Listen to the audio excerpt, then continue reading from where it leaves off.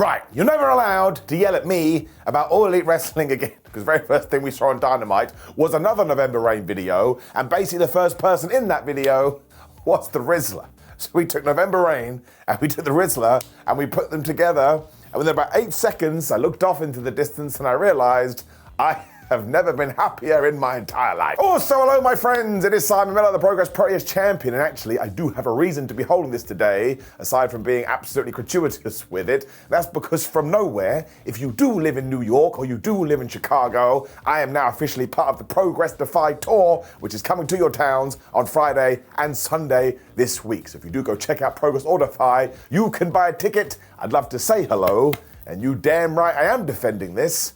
Although I don't know who against, so maybe it's the Rizzler. I tell you, I dropped this title to the damn Rizzler. Let's push that to the one side, and we did just have AEW Dynamite.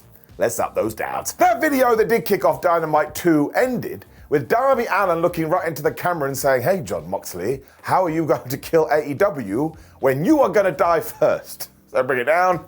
There it is, the crime counter. You can't say things like that. We also got a package for the Continental Classic, and I absolutely love this thing. And the rules are basically the same as last year's, a 20-minute time limit. Nobody is allowed at ringside, and it's 3 points for a win, and it's 1 point for a draw, and it's 0 points if you lose. So it's soccer. I think the ending has been changed because now the winner of the Blue League will face the runner-up of the Gold League and vice versa. And everyone will do those semi-finals at World's End. And then later on in the same show, you'll also get the final. So we have to wait and see if that's going to work out. But I like the fact there are some caveats. And ultimately, when you do go through the field this year, it is filled with tippity-top stars. And it just makes me excited in my tum. The Herd Syndicate then walked out, I think mostly, so MVP could be like, "Hey, we're in Chicago," and Bobby Lashley and Shelton Benjamin are as good as some legendary sports players in Chicago. And they turned around and left. That didn't happen. MVP did remind everybody, though, that if you do get a business card from the Hurt Syndicate, it's essentially like a golden ticket. Now, let's not forget, the golden ticket thing comes from Willy Wonka. So now, basically, MVP is telling you, if you do get one of those things, you will be able to explore a chocolate factory with your granddad, who has lied about not being able to walk for basically the last 25 years. And that is going to emotionally scar you. Of course, it also allowed Umvup to remind us that at the weekend, Bobby Lashley had defeated Swerve Strickland. So if you want to talk about the most dangerous person in AEW, you better start looking at Bob. They just get cheered too because they are so cool and so badass. I was cheering them as well, and they made it clear what their goal here was. They want money, they want power, and they want championships. And yep, I give them all the titles because I love the Hurt Syndicate. They're also the best at hurting people, and I was like, well, yeah, thanks, MVP. I kind of figured that one out for myself when we went straight into a C2 match, because Shelton Benjamin was ready to compete. He was taking on Mark Briscoe as well, so this was like me having to choose between my kids, because I love both these guys, though actually I don't have any kids, so I don't know what that would be like. Maybe it would be really easy. You have little Johnny, and you have little Susie. You're like, get out of here, John. I'm going that way. This is totally what the C2 is all about, though, because it makes you go inside your brain and go, I don't know who's going to win here. And when they did get to the ring, Mark Briscoe looked at Bobby Lashley, and Bobby Lashley looked at Mark Briscoe, because that means things are about to get serious. We then got the chop, so somebody needs to go and get a grill. And when Mark Briscoe posed, Shelton Benjamin was like, "No, you're not doing that to me with your D-pad taunts." He started to throw him around. He also chucked him into Simba the Steel Steps as Benjamin kind of acted like he was happy to win by count out. And I like that too, because again, as long as you get the 3 points, you can climb the rankings. I'm just going to say it again, I love the C2. As soon as Briscoe thought he was able to get back up to this by going to the top of the turnbuckle, Benjamin just leapt up there and gave him a superplex. And honestly, these two guys are why I get so pumped about AEW. Now, I'm not saying if they were in WWE, they wouldn't be allowed to do this. I'm sure they would be. What I am saying is that we have All Elite Wrestling, and I just saw it with my eyes. And that makes me a please pal. I also think when Shelton did this, he accidentally hit Mark's no sell button because he felt no pain and he came back with all the punches. But when he finally hit the froggy bow, he was like, "Oh, my tum-tum," because Benjamin had worked over his midsection. Briscoe still decided, man, screw it, and he hit an elbow from the apron to the floor. Then he basically spammed this move and he went for another froggy elbow. Shelton Benjamin got his knees up. He German suplexed this guy, and I was like, man, guten Tag, wie geht's? Mark then kind of thought, I'm sure I can hit the J-Driller, but he was totally wrong. And instead, he essentially walked into the T-bone suplex, and Shelton pinged him 1, 2, 3, and he got the 3 points. Did I just say pinged? I think I did. So this ruled, and once again, I don't know why I get into this tournament so much, but I do. I suppose because it feels like real sports, and you can get excited about the fantasy booking. Let's get it up. Mercedes Moné was here afterwards, and she was very happy, because she is still the TBS champion. Camille was here too, and Tony Schiavone, who was on microphone duties, basically kissed her ass and said, ha, you just had that pay-per-view match with Chris Statlander. And a lot of people are saying it was one of the best women matches of the year. Screw the woman part, it was just a really damn good match. Moné agreed and even said that Chris is a great competitor, but nobody is better than Mercedes Moné because she is the greatest. When she turned to Camille and basically said, but you're not that great, in fact you're useless, and she was actually going to fire her. Of course, Camille, they did the obvious and said, you can't fire me because I quit. It's a bit like, well, actually, just because she didn't say the words, the intent was still real. When she turned around and she walked down the tunnel. Now, of course, we do have to give this a down. I appreciate the fact that AEW tried, but this relationship between Mercedes and Camille, well, it didn't really work at all, and it didn't really help anyone. I love the way that Mercedes did respond to this, though, because she had a massive freak out. What I would do is something that I suggested months ago. Doesn't mean that I'm right or wrong. I just still think that it would work. I would team up Mercedes Moné with the Renegade twins, and they can basically be the underlings who just think Mercedes is the greatest thing ever. So listen, I do respect the fact that AEW has just drawn a line under it, because that's what we needed to do.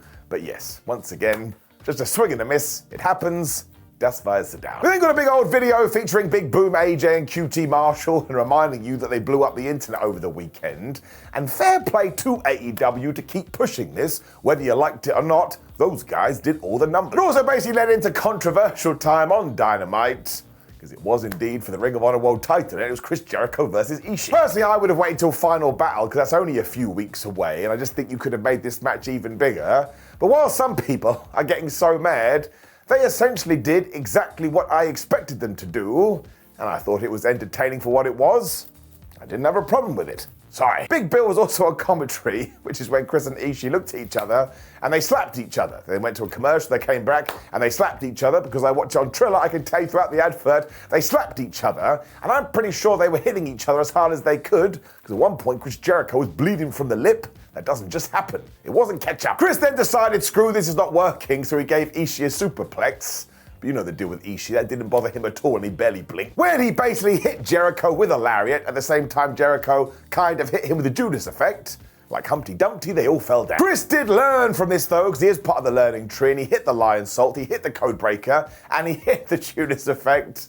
And then Ishii kicked out at 1. I know this too sends people absolutely crazy, but it's like when I ate ice cream. It was good the first time I had it, and even though I've had it 4,792 times, I'm still digging it. He also headbutted Chris right in the face, because why wouldn't you do that when he did tease that he was going to go for a big lariat again, although actually he did hit a Code Breaker of his own. Very sadly for Ishii, he ran into one Judas effect, then he got hit with another Judas effect. Chris Jericho had exhausted his HP and MP, so he kind of fell onto Ishii, and he got the 1, 2, 3, but this was very much sold to you as, well, he may have got the victory, but also, I think he's dead. So yeah, I thought it was alright. Some people thought it was too long, and I suppose so, but we didn't put it on the pay-per-view, so we may as well give them some time on Dynamite instead. I think people forget how much it hurts to be slapped round the face. Like, so many people are, oh man, it looks really fake and ridiculous. Are you kidding? Are you being stupid? Are you being a stupid Sally? I think you are. Trust me, if you were in there, you would not be enjoying it. It would super duper hurt. So yeah, when you do all break it down and put it in a little package, it was still pitched as a title shot on television. I liked it. I thought it was good. And listen, when I do get people going, nah, I didn't have a good time, I make sure I search my feelings, but this is what I believe to be true.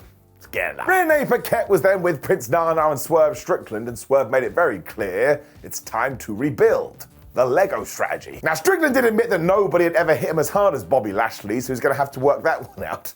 When Max Caster just walked past, and he threw shade at Swerve. I was like, Maxie, what are you doing? Swerve asked this too, and Caster was all like, well, I just remembered that we are in Chicago, and I also remember that time I pinged you to become one half of the AEW Tag Team Champions. So really, when you break that all down, it's just me. He also mentioned the fact that Hangman Adam Page had burned down Swerve Strickland's house. I was like, bro, that is a terrible idea. And I was 100% right, because Swerve grabbed this guy and he threw him into a garage door. He also booed him right in the head, and yet there was not one security person around, because they are useless. This is interesting, because I guess now we have to do Swerve versus Max, but at the same time we've teased that Max Caster may be going to the chocolate factory because he has the golden ticket. So I am intrigued about this, especially because where does it leave Anthony Bowens?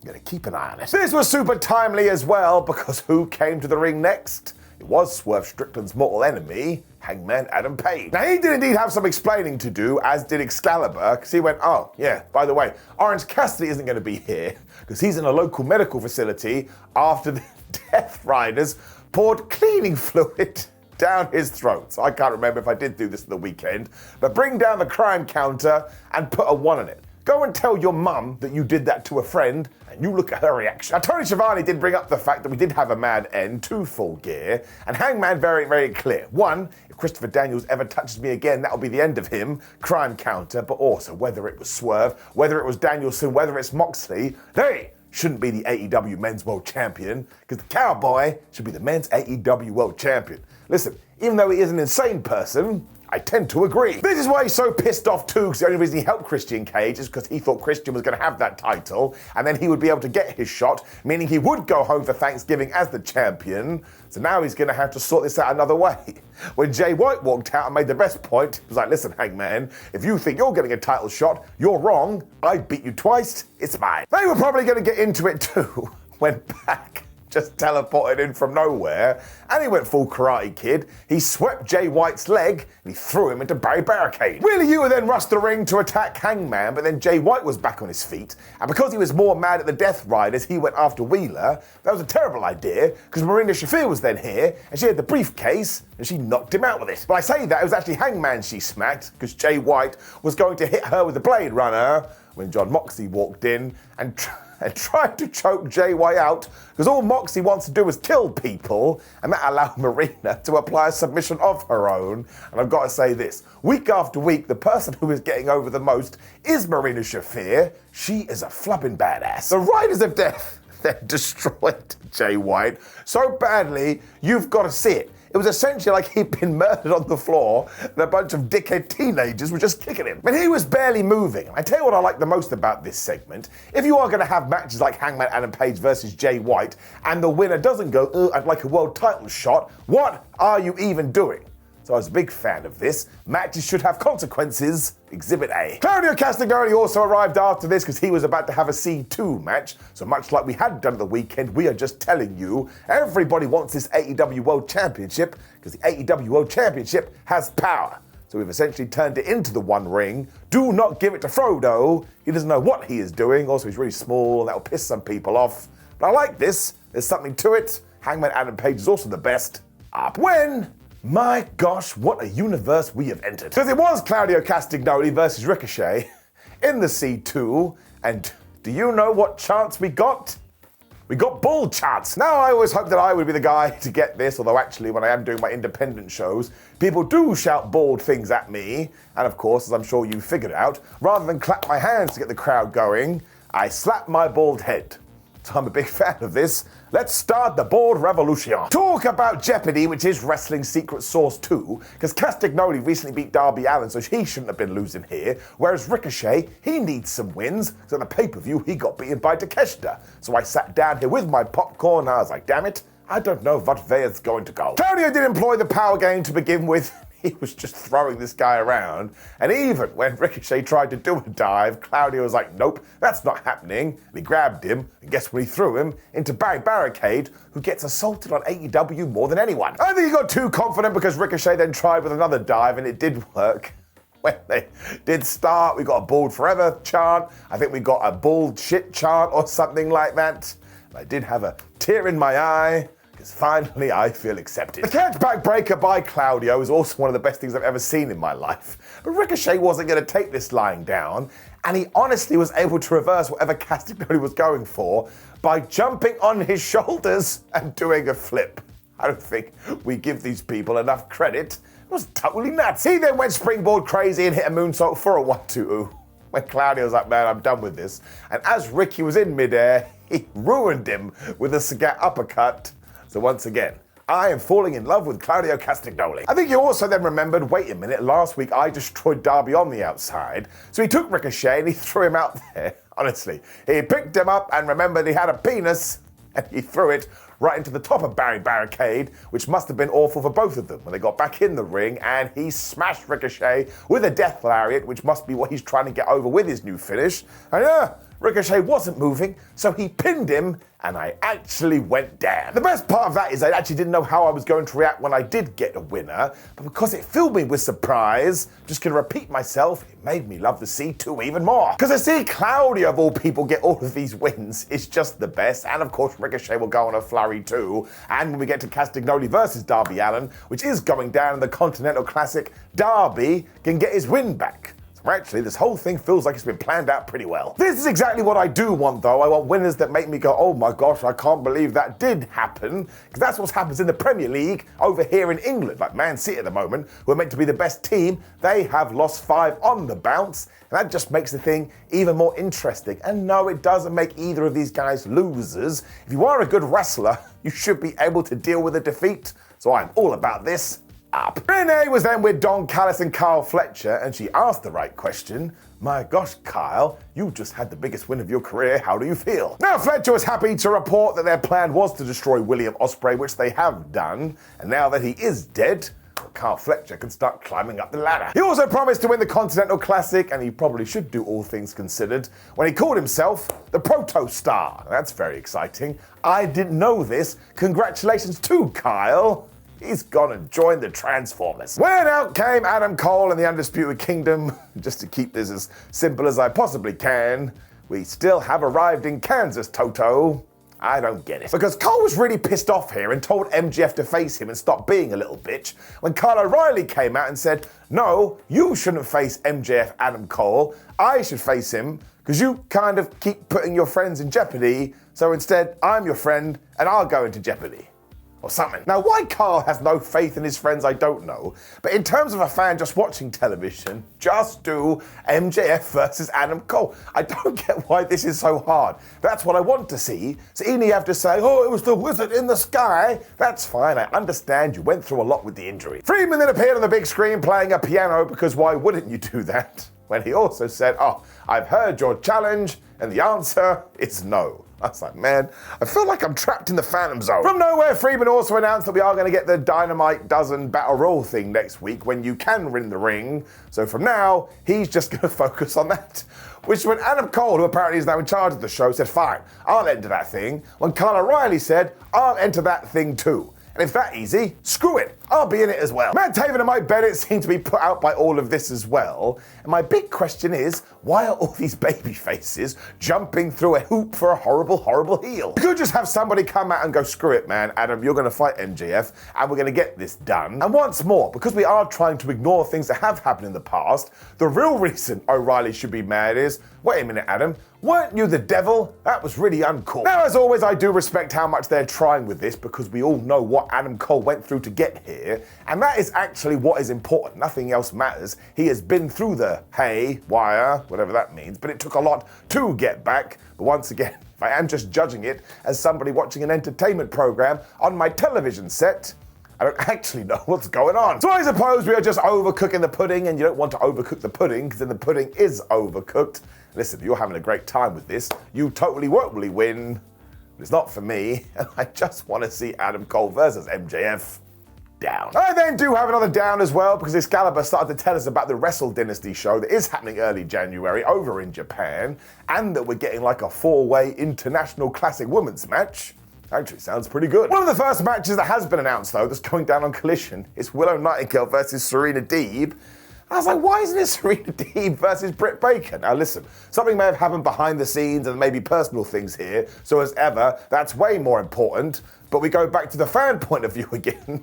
That's it out. Why did Serena Deeb come out and look at Britt Baker if now she's fighting Willow Nightingale? We're also getting qualifiers in Ring of Honor and CMLL and Stardom, so yeah, that is super cool. Plus we had a qualifier here, and it was Jamie Hayter versus Queen Aminata, and honestly, this must have been the conversation backstage. Shall we just hit each other really hard? Why, yes, I think we should. I mean, even this hip toss at the start of the thing was the hardest you've ever seen in your life. And when they were punching each other, Jamie Hayter was like, right, get ready, Queenie, because I'm going to hit you as hard as I can. And Queenie was like, that's cool, because I've thought about it, and I'm going to hit you as hard as I can right back. I mean, the big running kick that Queen Aminata hit made me laugh out loud, because I think she just went, well, I've got a soul, and I've got a boot, and you've got a face. I've done the maths. Jamie was also ready with the hate breaker, though, which was just as devastating, and she got a 1-2-ooh. And while I presumed that Jamie Hayter was going to win, because they were laying it in so hard, I had the best time. As long as they're okay. I do love the fact that right after that too, Queen Aminata started spamming the most devastating move in all of sports entertainment, the surprise roll-up, because she probably just wanted it to end. But somehow Jamie escaped all of that and she applied the choke when Aminata was like, no, I'm not an idiot. You're not making my brain pass out. And she spun out of it. Hayter then remembered that you never forget, so she reciprocated with this massive boot into Queen's face when she hit the Haterade and she got the 1-2-3. This also means that he is going for Japan for that 4-way match. But this was just a damn good fight. We also got some story stuff because Julia Hart must have been backstage laughing, hitting the production buttons because the light went off, the lights came back on. We didn't actually see her, we just got her spooky wooky music. But you know the deal, it's wrestling, mind games. It also means that we can have a feud either before or after Jamie does head to the east. So I liked all of this, thought it was well done. Up. Renee then decided feelings be damned, and she was sat backstage with Mina Shirakawa and she said, well, I mean, that champagne celebration at Full Gear didn't go well. You must be super duper sad. Now, Mina isn't dumb because she knew this was going to happen because she saw what Mariah did to Toni Storm. And also, as soon as you get close to May, everybody can figure out she's super selfish and eventually she's going to stab you in the back. It does mean it's a good time to introduce the real Shirakawa. There's a good chance that never happens because until we get an update, Mina may be dead. Because from behind, Mariah busted a champagne bottle on her head when she just beat the shit out of her with the AEW World title. This is like the last angle we did. I don't think we're holding back here. It looked disgusting. Amazingly, we then announced the title match will be happening in 2 weeks at Winter is Coming. So this kind of goes back to my AEW Full Gear stuff. I would have done the big champagne celebration here with Mina spearing her through a table. Then next week, you could have done this. But ultimately, it doesn't matter. This was a very good way to set up that match, especially because next week, if Mina wasn't on the show, well, arguably it would have been justified. Now, AEW is going to have to go out of their way to try and convince me that Mariah may lose her championship, but at least when we go in here, my gosh, we get stuff done. So yeah, thought it was a good angle. When we learned that Darby Allin is a nut. Before it was C2 time and he was facing Brody King for the second time in a few weeks. Well, at first here, they did shake hands. That was nice. Well, I don't think Brody was into it. To be fair as well, I think Darby Allin was basically the walking wounded here because he was all taped up, including the bandages around your ribs. I mean, why wouldn't that work? Taking some cotton and rubbing it around your tum-tum, I mean, that's basically like a warrior wearing army in battle. Battle in armor. Just wear some armor. This is when we got the shaking of the hands as well, but that was the equivalent of saying I do at your wedding before you take your partner and throw them out the window. King then proceeded to just annihilate this guy. I mean, he really must hate him. King then basically chopped him so Darby fell from the skies all the way to hell. And by the time he was done with him here, he was like that Simpsons meme. Stop, stop. He's already dead. Even when Brody King went to do a cannonball into Barry Barricade, he essentially knocked out the TV feed. That's how aggressive he was being. It took Darby biting Brody's hand to get into this, where he did hit this awesome avalanche code red for a 1-2-ooh. Well, that didn't work. Which is when he got his crazy bam, big old dive. That's a pretty good sequence. Darby also did the top rope coffin drop to the outside when he went to do it again and again and again. But listen, man, wrestlers especially are going to cotton onto this. So at one point he dove off and Brody caught him in the choke, which is becoming AEW's favorite move in 2024, just straight up strangulation murder. He suffocated him so much that Allin tried for the most devastating move in all of sports entertainment, the surprise roll up, and actually got a decent 1-2-ooh. Brody just choked him some more. Allin essentially passed out when Brody King gave him the gonzo bomb and he beat Darby Allin for the 1-2-3. This was my face. Couldn't believe it. Claudio then decided that Brody King clearly wasn't going to kill this guy, so he was going to walk in with a chair, but Brody stopped him because even though he does want to kill Darby Allin, he also likes him too, and this was also a great setup because next week in the C2, it's Brody versus Claudio, there's a good chance that could be a very late entry in my match of the year. So while some people are melting down, I will repeat myself. This is just Darby Allin hitting rock bottom before he does climb back to the top. I mean, he could win the C2 and nobody would be surprised. But again, I love it when you get a surprise winner and a surprise loser, because you know my deal. It feels like sports. It's a great main event. I love the fact that all these guys were in it because they feel like AEW OGs. Even though Claudio Castagnoli was in WWE for years, I just love the way that he's being booked. Giving it up. So yes, I am a massive C2 mark and you can get mad at me, but it just makes the show so much better. And we didn't even build it that well this year, but when we get into the nitty gritty, it's totally for me. But of course, please do let me know what you thought about AEW Dynamite last night. Like the video, share the video, and subscribe. Click the video on the screen for my ups and downs for Raw, so you can get mad at all my opinions. Come see me in Chicago and New York. But otherwise, we will be back at the weekend with SmackDown and the Survivor Series. Take care, my buddies. See you soon.